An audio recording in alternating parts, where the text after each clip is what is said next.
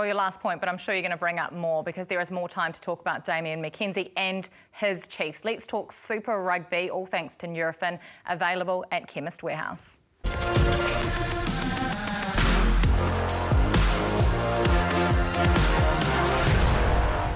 Well, Mills, they're top of the table for a reason, undefeated, their biggest ever winning streak in a season. It wasn't too long ago, they were on a record 11-match losing streak and no one was turning up to their media days. Now they've got 20 cameramen and all these reporters and journalists. How hard are they going to beat now that it looks like they'll have home field advantage right through the playoffs? This is a different Chiefs side, and it's funny you mention all that because it's almost like they've touched on all those losses, 11 in a row straight that they have. They still keep going to that, that feeling and sort of having no one sort of there. There's a resilience about this team, and when we talk about Damian McKenzie, they've almost. I hate to say built their game around Whitehead, but they're all on the same page. If McKenzie sort of goes backwards, they all know what's sort of going to happen. They've got a real sort of hardened group, a hardened young group that have come through, but also their depth. They haven't been hindered by injuries. That's been in touch with that doesn't sort of happen, but they have actually in the midfield. They've got a couple of big injuries. In the midfield, but they have got some depth, man, and Clayton McMillan has built a really, really solid team. Why? Yeah, he's wanting to get into this. It's that entertaining, JK. So I thought they were really average in the first half, right? I thought Damian was a little bit off his game, and that's a sign of greatness. Come back in the second half, play really well. I thought they were under the pump in the first half, and I thought, oh, this is going to be a Crusaders evening. The thing they did that you mentioned, Mills, I thought, is they played smart. They were off their game, and they just took the 3 points. When you were expecting them to kick to the corner and have a crack. And that's a sign of a really good side. Their defence kept them in the game, but they were completely outplayed, I thought, for the first 30 minutes, and they looked like they were going to wobble, but they just hung in there, took their 3 points, and I reckon that's real smart rugby and not easy to do. I thought, and I asked you about Damian's, hand to foot, not that I've ever kicked a rugby ball, but hand to foot, what's going on? Why is he getting charged down? Is it a time issue? Is it a distance issue?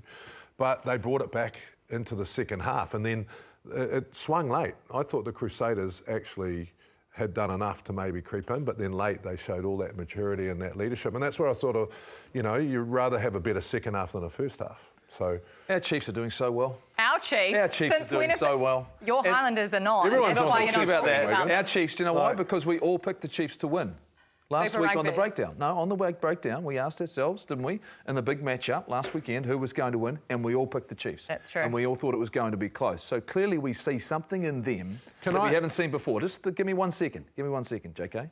But for me, I think this could be the end of the Crusaders dynasty. What makes you say that? Because they're still third on the table. The end of the dynasty. No. The third. I totally disagree with that. No, because I think... How many injuries Because they tried to play playoff football in the round robin. Last night they tried to play what they do in the knockout stages and it didn't work. And they don't have the same amount of experience and depth they've had in the past to be able to grind out those big moments, those big plays. They conceded scrum penalties in the last 15 minutes of a big game. They went and kicked the ball. Just didn't try and play any rugby. I don't remember them playing for multiple phases. And when they did, they made mistakes. I thought the standard across the board for these two teams, in terms of the skill execution, I think they let themselves both down. It was tight, it was enthralling as a contest, but I think both teams will know they can be better. I think the Chiefs are the side for me. They're clearly on top of their game. I still think the Crusaders are thereabouts. You've got to remember, they've been hindered by massive injuries. I think the consecutive sort of continuity in their game has been hindered by those injuries. They don't seem to be on their game. I mean, classic example, they got up and then they sort of, usually you'd say, like you're saying, go to boring rugby. I mean, here's Mo'unga now sitting in the pocket, but they do a contestable kick in their own half. You never see that from a Crusaders side, and they lose it, and they give the Chiefs an opportunity to sort of to come in. When the Crusaders are up 24-22, you would expect the Crusaders to bang it down the other end and say, let's close it out and back our defence. They got beaten at their own game. But the defence of the Chiefs was better, right? They were, but I think you still can't count them out. I think once you start getting regular guys in at second five and the injuries, Havili's coming back into some great form. We still haven't had Mo'unga fire like we know he can. He's shown glimpses against the Blues. Sorry, JK, he did. But I think they're still and I'm for a not saying they chance. can't win this competition. What I'm saying is the end of it, because there's no Scott Robertson and there's no Richie Mo'unga in 2024. It's going to be the end of it. It is a different Crusaders team you're going to see next season. I think this is the end, the last stand for this group. Breathe, JK. Go on, breathe. Go on. Turn off your mice, guy, because I don't want anyone to repeat this, but I want to defend the Crusaders. Oh, yeah, because we've done it. For me, they're two different arguments.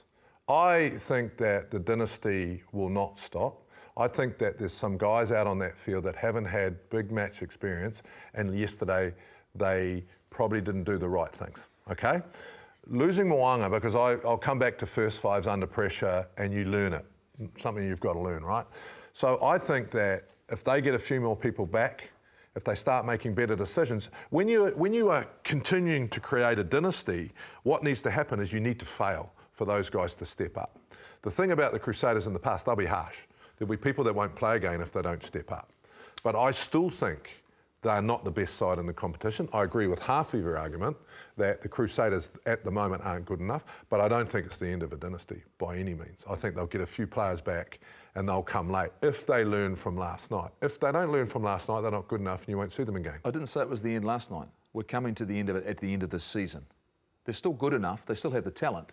But I don't think at the moment they're actually the dominant side. They're not. They're clearly shown they're not the dominant side. We've got a team that's playing better than them and is incredibly well connected. This is a well-coached, well-prepared Chiefs team which is strong in every single position. And even their replacement players in the midfield have come in and done outstandingly well. Yeah, but the thing that annoys me about that, your argument, like really annoys me, is that it's like the All Blacks. I was thinking the All Blacks should not win all the World Cups because it doesn't make it a good competition. Like the Crusaders should not win this year. The Chiefs should win. And if they win, we need to look at ourselves because they've won how many in a row? 6. Yeah, they should not win this year. Someone should be coming along that's learned, and then hopefully the Chiefs only win for 1 year, and then the Blues go on a dynasty run where we win. Why shouldn't they win? Why shouldn't they win? The Blues, why shouldn't the Crusaders win? For the sake of the competition, if the Crusaders are good enough to win, they should win. Exactly, but they shouldn't be good enough year in, year out without other teams matching them and getting better. That's all I'm saying. Like, if they're good enough this year, we should be going, well, hell, what happened? Why can't the Chiefs have their year and then win for 2 years in a row? Needs to be shared around if your competition and your feed is good enough. Well, can I just bring up something that neither of you three have, and that was the crowd at FMG Stadium, Waikato last night. 23,500 people filled it up. It was sold out.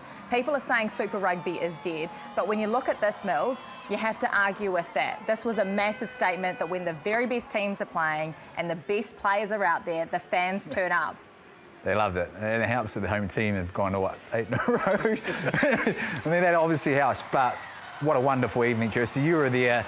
This is what we love to see, and it was, two quality, opponents going at it, and some big moments as well. But awesome sight.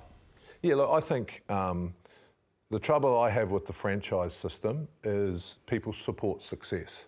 Tribalism, traditionalism, you support your team when they're down and out. How many people at Mount Smart? Wasn't great yesterday. For the Moana So side. I think it's fantastic, but what we need to get back is more that tribe. Keep them there. How do we keep them there? How do we keep 20,000, there every week? But it's great to see because it makes you a better player. Well, the fans make you a better